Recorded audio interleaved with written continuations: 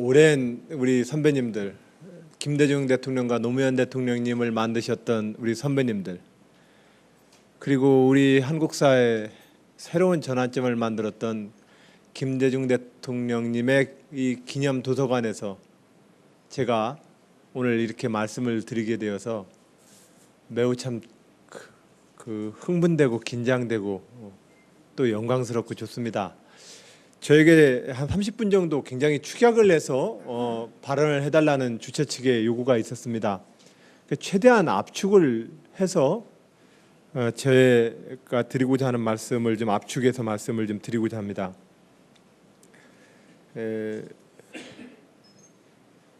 말씀을 드리려니 도지사 인연을 집중해서 말씀을 좀 드릴까, 아니면은 우리 대한민국의 일반적인 정치 과제와 민주주의에 대해서 말씀을 드릴까 하다가, 일반적으로 우리가 더 좋은 민주주의 연구소이기 때문에 이 민주주의 일반과 대한민국의 현재에 대해서 말씀을 좀 드리도록 하겠습니다.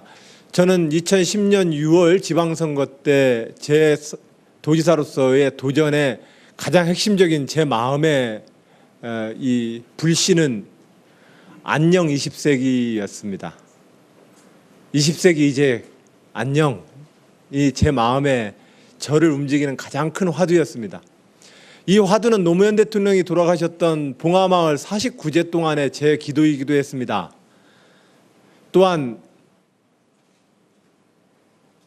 역사적인 정권 교체의 5년의 기간을 끝으로도 김대중 대통령이 들어야만 됐던 그 무수히 많은 그 어려움에 대한 저의 답이기도 했습니다. 사람들은 청와대 터가 너무 드세가지고 청와대 들어가시는 분들이 죄다 이렇게 어려움을 겪는다고도 말씀을 하십니다. 또 어떤 분들은 청와대 들어간 대통령이 되고 나면은 정당과 정파의 정치를 너무 잊어버리기 때문에 결과적으로는 지지자들로부터도 지지를 상실하고 실종되어 버리는 대통령이 된다라고도 평가를 하십니다. 그러나 제가 볼 때는 아닌 것 같습니다. 20세기에 우리가 대한민국을 이끌어왔던 이 갈등 구조를 그대로 온전시켜서는 그 누구도 대한민국의 훌륭한 지도자가 될 수가 없다는 것이 제 결론이었습니다. 그 20세기의 그 갈등과 분열의 구조를 어떠한 형태로 극복할 것이냐의 문제는 저는 똑같은 역사 인식으로 바라봅니다. 1800년대 말 조선 말기에 개항기 때의 그 혼란과 분열 상황과 저는 똑같다고 생각을 합니다. 1800년대의 그 조선 말에 우리 역사에서 있었던 대원군이 옳았는가, 명성황후가 옳았는가, 김옥균이 옳았는가, 정봉준이 옳았는가란 이 원초적 질문을 초등학교 때부터 저는 끊임없이 가지고 있었는데, 여전히 우리 한국 현대사에서 그 시대에 우리가 어떻게 취했어야 되는지에 대해서 뚜렷하게 이야기할 수 있는 이야기를 저는 못 들어봤습니다. 한 집안으로 치면 족보가 정리가 안 되어 있는 겁니다. 한 집안으로 치면 족보가 정리가 안 되는데 그 집안이 사실상 힘을 모으기 어렵습니다. 우리 족보 정리하자고 저는 제안합니다. 개항기 때의 우리의 혼란, 또한 식민지 시대에 우리의 조국에 대한 우리 이 역사에 대해서 그것이 또 정리가 안 되어 있습니다. 그 사람은 빨갱이였어. 그 사람은 독립운동한 게 아니야. 그 사람은 친일파였어. 일제 36년마저도 우리는 사상 정리 못하고 있습니다. 더더군다나 45년서부터 50년 전쟁에 이르는 한 6년의 기간, 찬탁과 반탁으로 나뉘어져 있었던, 또 분단을 겪었던 이 시간의 역사마저도 우리는 사실 정리가 안 되고 있습니다. 결과적으로 한 집안으로 치면은 할아버지와 할아버지의 그 역사가 하나도 정리가 안 된 족보를 가지고 있는 겁니다. 이 족보를 갖고 후손들이 그 집안을 일으키고 그 집안이 평화와 안녕을 위해서 잘 살 거라고 저는 확신이 들지 않습니다. 바로 그런 점에서 안녕 20세기입니다. 이 문제를 정리하지 않고서는 그 어떠한 지도자들도 대한민국의 훌륭한 지도자로서 자기 역할을 다하기 어렵다는 것이 제가 봐왔던 김대중 노무현의 역사의 진실이었습니다. 그래서 그 필요성 때문에, 또 그 절감 때문에 저는 2010년 6월 지방선거를 할 때 제 마음속에 들었던 단어 하나가 안녕 20세기라는 이 단 하나만 갖고서 선거를 치렀습니다. 저도 난생 머리털 나고 처음으로 TV 토론을 하는데 참모들은 A4 용지 수백 페이지짜리를 주면서 도정을 외우라고 주는데 그거 밤새워서 공부한다고 TV 토론이 되질 않더라고요. 그래서 TV 토론에 들어가기 딱 3시간 전에 A4 용지를 갖다 놓고 제 마음을 정리해 봤습니다. 그랬더니 제 마음을 정리해 보니 그것은 안녕 20세기였습니다. 박정희의 리더십, 그것도 이제 안녕했으면 좋겠습니다. 일제시대의 그 많은 논란들, 그것도 이제 안녕했으면 좋겠습니다. 그리고 해방 이후에 끝내 수백만이 죽어야 됐던 그 전쟁으로까지 치달았던 외세와 이념의 대결의 역사, 이제 그것도 좀 안녕했으면 좋겠습니다. 왜냐하면 그것이 현재의 대한민국과 미래의 대한민국을 이끌 수 있는 미래 비전이 아니기 때문에 그렇습니다. 그러나 유감스럽게도 오늘날 대부분의 정치는 이 20세기 원한과 분노를 가지고 정치가 진행되고 있습니다. 한나라당이 주로 쓰고 있는, 또 이 땅의 보수주의 신문들과 보수 정치 세력들이 쓰고 있는 모든 그들의 담론은 이 20세기의 역사로부터 나옵니다.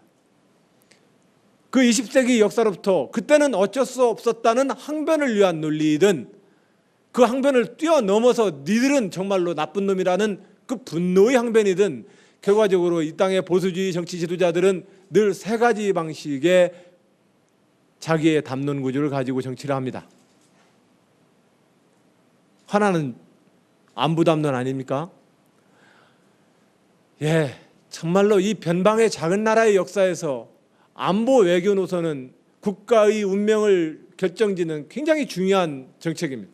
안보 외교 노선을 잘 정립하지 않은 이상 우리 같은 소수의 변방의 국가들은 과거도 현재도 미래도 없었기 때문에 안보 외교는 모든 국가 운영의 가장 기본이었습니다. 현재도 그렇고 미래도 그럴 것입니다. 오늘날 우리가 얘기하는 안보 외교 통상 노선의 결과적으로는 우리가 막대한 양의 부존자원과 막대한 양의 시장을 가지고 있으면 이러한 외교 통상에 대한 부침이 없었을 것입니다. 역시 우리에게 있어서 가장 중요한 것은 안보 외교에 대한 어떤 정책적 비전과 철학이냐 이 문제입니다. 그러나 그 20세기까지 우리의 전통적인 안보 외교로는 사대주의와 반공 노선이었습니다. 큰 쪽에 붙어서 묻어가자. 큰 쪽에 붙어서 묻어가지 않는 이상 이 변방의 작은 역사는 지켜낼 길이 없다고 했던 것이 이 땅을 지켜왔던 모든 지도자들의 철학이었습니다. 나는 그 철학을 비겁하다고 요구하지 않을 것입니다. 왜냐하면 그 변방 역사에서 그나마 이 민족 끌고 왔던 그 지도력에 대해서도 존경을 표하려 합니다. 하지만 그것으로 오늘의 전 세계 경제적 규모와 경제의 물뚱량과 민주주의적 리더십에 있어서 전 세계의 지도국가로 부상해야 되는 오늘의 대한민국의 지도력이 그 전통적 안보 외교론에 입각해서 만들어질 거라고는 생각하지 않습니다. 새로운 안보 외교 노선이 필요합니다. 그런 점에서 지난 20세기 때의 사대주의 그리고 분단을 통한 반공과 반북의 이데올로기를 가지고는 현재와 미래의 대한민국의 안보 외교 노선이 될 수가 없습니다. 또한 역으로도 마찬가지입니다. 사람은 서로 싸우면서 닮습니다. 식민지 제국주의자들과 싸우면서 민족 해방 투쟁을 이야기하는 사람들도 또 다른 민족적 파시즘의 또 다른 샴쌍둥이와 같은 기질을 닮아가게 됐던 것이 20세기의 우리의 슬픈 자화상이었습니다. 진보 역시도 또 다른 측면에서 이 민족주의적 자기의 폐쇄성을 가지고 자기의 이데올로기를 발전시켜 왔기 때문에 그렇습니다. 극복해야 합니다. 안보와 외교 노선에 있어서 새로운 비전과 전략이 필요합니다. 그것의 가장 중요한 출발점은 과거가 아닙니다. 현재 대한민국의 문제, 미래의 대한민국의 미래를 어떻게 열 것입니다. 열 것이냐의 문제입니다. 그것은 너무나도 당연합니다. 미국을 무시할 수도 없거나 미국의 동맹관계를 우리가 철회할 수도 없습니다. 그것은 대한민국에게 절대적 재앙입니다. 또한 역으로 말해서 그 미국의 절대적 의존관계가 아시아와 중국의 관계에 있어서 또 다른 악영향을 미친다면 그것도 바보 같은 짓입니다. 새로운 안보 외교 노선이 필요한 것입니다. 그런데도 오늘날 이 안보 외교 노선을 놓고 오늘의 정치 지도자들은 상대를 빨갱이라고 욕을 하거나 상대를 친미 사대주의자라고 욕하는 선에서 논쟁이 머물러 가지고는 절대로 미래의 대한민국을 열 수가 없다는 것이 저의 고민입니다. 첫 번째, 안보 외교입니다. 두 번째가 역시 먹고 살아가야 되는 문제입니다. 어떠한 경제 성장 전략이냐 이 문제입니다. 경제의 정책에 대해서 우리 내부에서는 성장과 분배라는 이분법적인 갈등을 가지고 지난 20세기 싸워왔습니다. 성장과 분배라는 이 이분법적인 갈등은 지난 18세기 이래로 사회주의 계급혁명을 일으켰고 또한 20세기 우리 역사에 있어서는 무수히 많은 갈등의 진원지였습니다. 그러나 그 누구도 전통적 방식의 성장 전략을 가지고서는 오늘의 대한민국과 미래의 대한민국을 만들 수 없습니다. 우리가 원하는 국가 공동체의 좋은 미래적 비전이 있습니다. 자기가 가난한 부모를 만났건 자기의 현실 처지가 어떠하건 자기가 그 국가 공동체의 구성원으로서 동등한 권리와 동등한 출발선을 사람들은 요구합니다.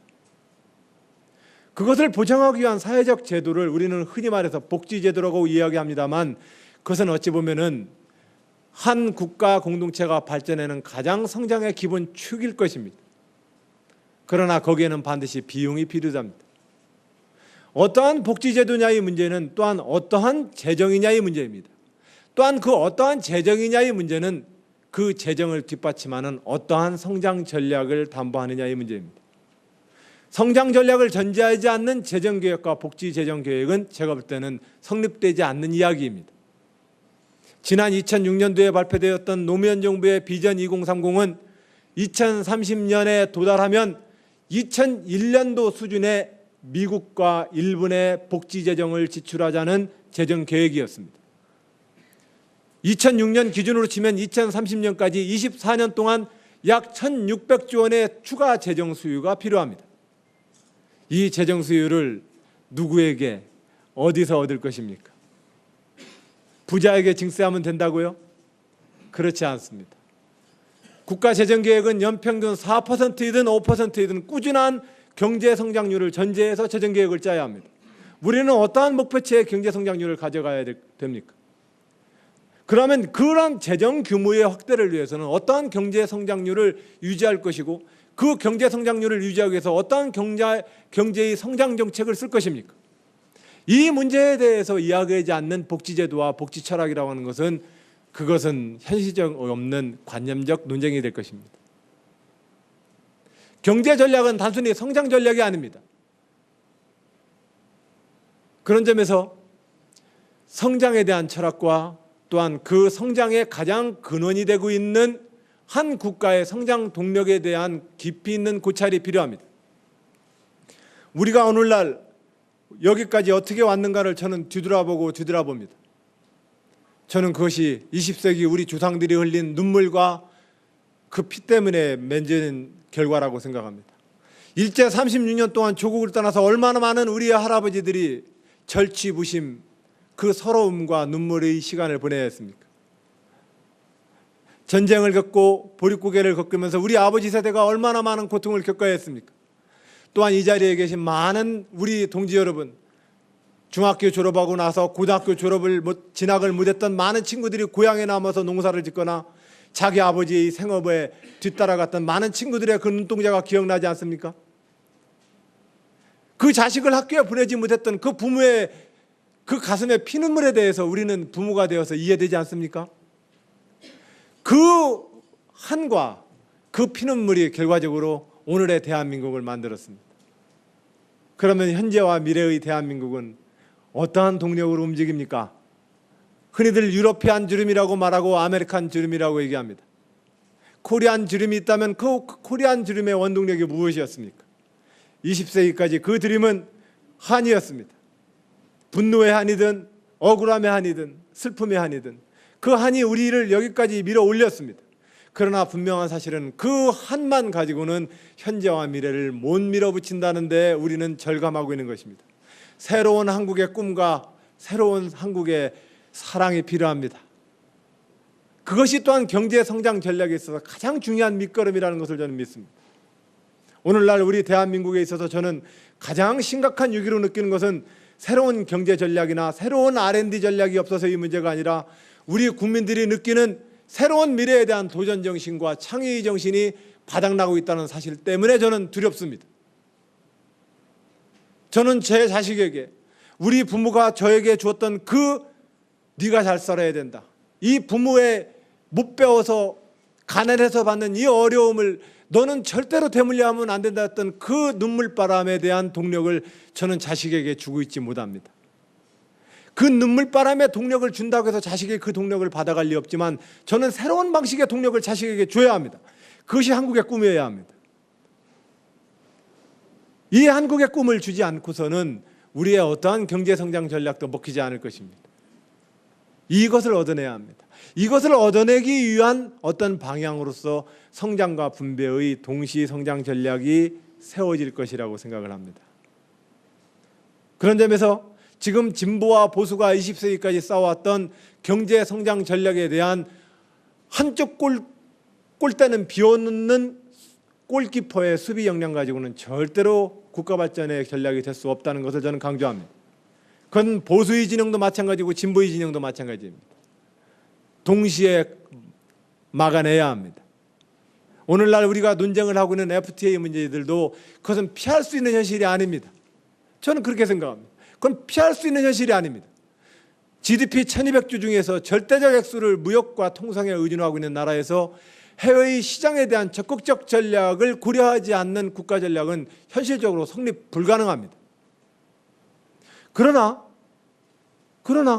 그것이 피할 수 없는 현실이라고 해서 그 개방을 통해서 피눈물이 드는 우리 내부의 불균형과 내부의 또 다른 착취 구조에 대해서 우리가 대비책을 세우지 않는다면 그건 또한 현명한 국가 지도자의 철학은 아닐 것입니다.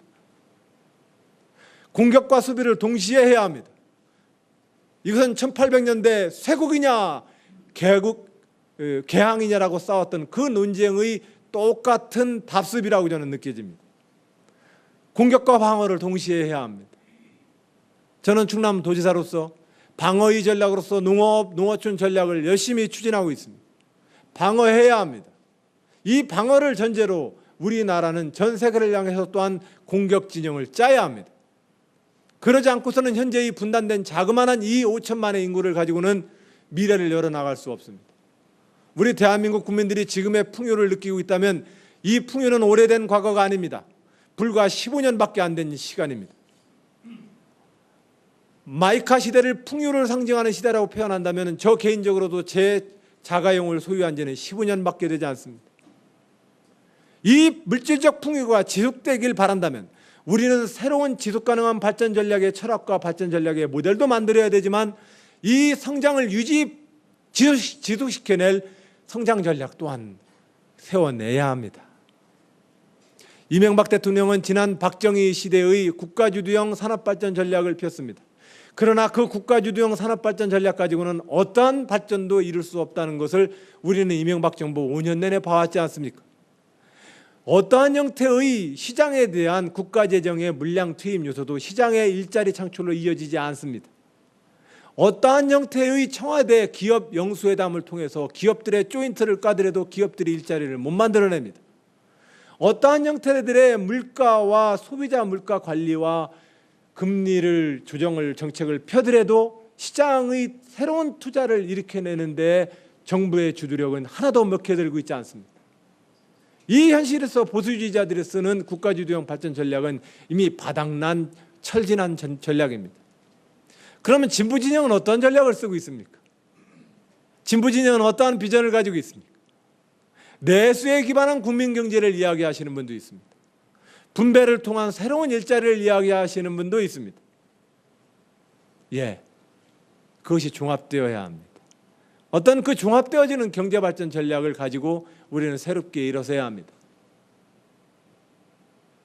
이것이 두 번째로 제가 고민하고 있는 우리 대한민국 20세기여 안녕의 주제의 하나입니다. 세 번째의 고민은 민주주의 문제입니다.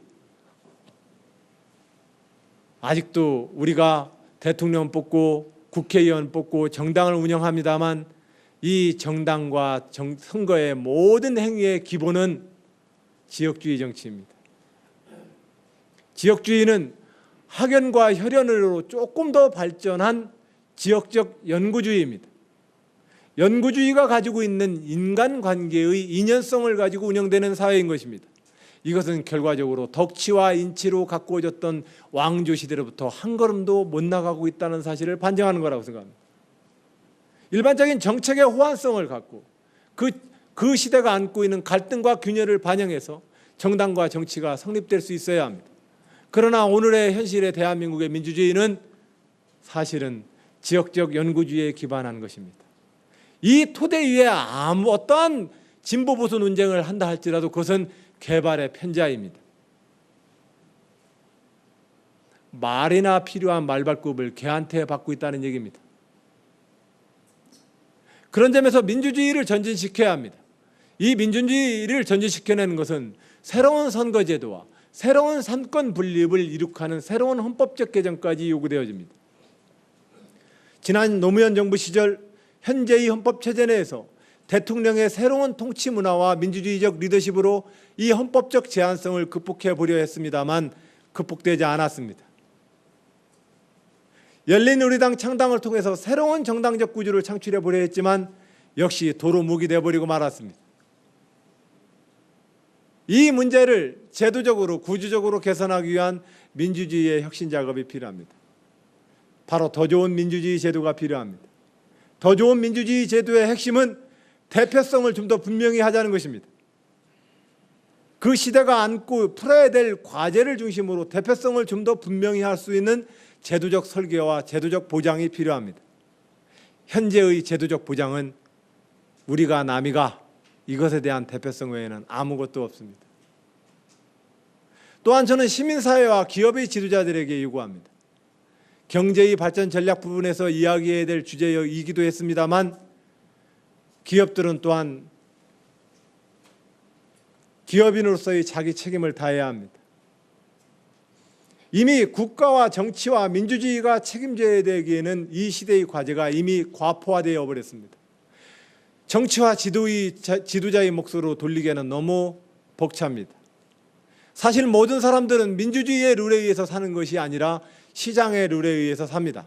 이 시장은 자본주의 시대를 맞이하기 이전서부터 인류가 존재했던 모든 시대의 주권마다 시장의 질서는 우리가 살아가는 기본 질서였습니다. 알을 만들고 배추를 심고 무를 만들어서 시장에 가서 돈을 사다가 바꿔왔습니다. 그 시장의 기능을 통해서 우리 인류는 살아왔습니다. 이 시장의 가장 적극적 행위자들은 기업가들입니다. 이 기업가들이 함께 공동체의 미래를 놓고 고민하지 않는 이상 어떠한 정치와 민주주의도 성립될 수 없습니다. 지난 2006년 비정규직법을 우리는 합의했습니다. 상시 고용 2년 이상이면 그 사람의 고용의 안정성을 보장하자는 것이 기본 합의였습니다. 노동계는 웬 비정규직법 양성하냐라고 하면서 반대했습니다. 기업들은 3년만 늘려줘, 4년만 늘려줘 양쪽으로 싸웠습니다. 그러나 기업이 구조조정기에 고용유연화 정책을 펴지 않는 이상 시장의 기업들은 버텨내지 못한다는 것이 현실입니다. 또한 오늘날처럼 비정규직으로 고용의 불안정성을 끊임없이 양산해가지고는 기업들이 결과적으로 그 성난 대중들에 의해서 불신당하고 먹힐 거라는 것 또한 기업가들도 잘 알지 않습니까? 이 문제를 정치 지도자와 정치인들에게 무한 책임을 맡기고 알리바이를 맡겨서 모두가 각자 무책임한 사회로 간다면 이 국가 공동체는 망하게 되어 있습니다. 저는 이 민주주의의 개혁의 가장 핵심은 시민과 국가의 책임을 공동으로 묻는 것입니다. 이 공동으로 묻지 않고서 어떠한 제도적 설계도 이루어지지 않습니다. 저는 그래서 도지사가 되고 나서 제가 해줄게 소리를 단 한 번도 안 하고 다닙니다. 같이 하자는 얘기를 합니다. 당장은 이 정치 행위가 매력 없는 정치인의 모습으로 보여질 것이고 참 무기력한 정치인의 모습으로 보일 것이고 미래 비전이 없는 사람 모습으로 보인다 할지라도 저는 계속해서 갑과 을, 구경꾼과 주인, 손님과 주인이 따로 있는 이 방관자의 대표성 없는 민주주의 제도 내에서 좋은 훌륭한 지도자가 되겠다고 그렇게 감히 그런 포부를 못 갖겠습니다. 저는 동등하게 제가 져야 될 제 직업인으로서의 정치인으로서의 제 책임을 다하려 합니다. 하지만 직업으로서 제 정치인으로서의 책임 그 이상을 하지 못합니다. 하고 싶어도 할 수가 없습니다.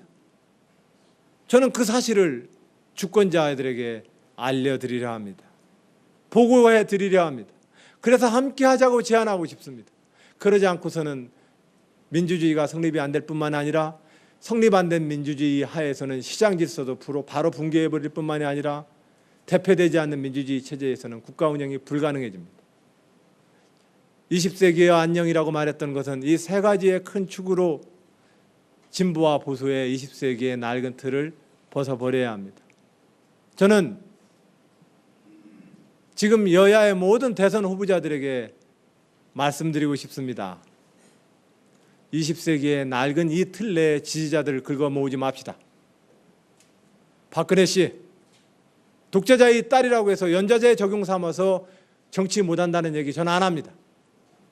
그러나 지난 독재의 시절에 대한민국의 눈물과 그 한을 줬던 그 역사를 통합으로 이끌어야 될 지도자가 되겠다는 분 아닙니까? 그런 걸 통합을 시켜야 되지 않겠습니까? 인혁당 과거사정리위원회의 대법원 판결마저도 잘못된 판결이라고 주장하면 어떤 대한민국이 이끌고 가겠다는 것입니까? 영남의 지역적 기반을 그냥 끌어안은 채 대한민국의 어떠한 정치적 리더십을 형성하시겠다는 겁니까? 진보진영의 지도자 역시 다 마찬가지입니다. 김대중 노무현의 역사를 속에서 자기의 현재와 미래를 이끌어내지 않고서 어느 당 후보가 되시겠다는 겁니까?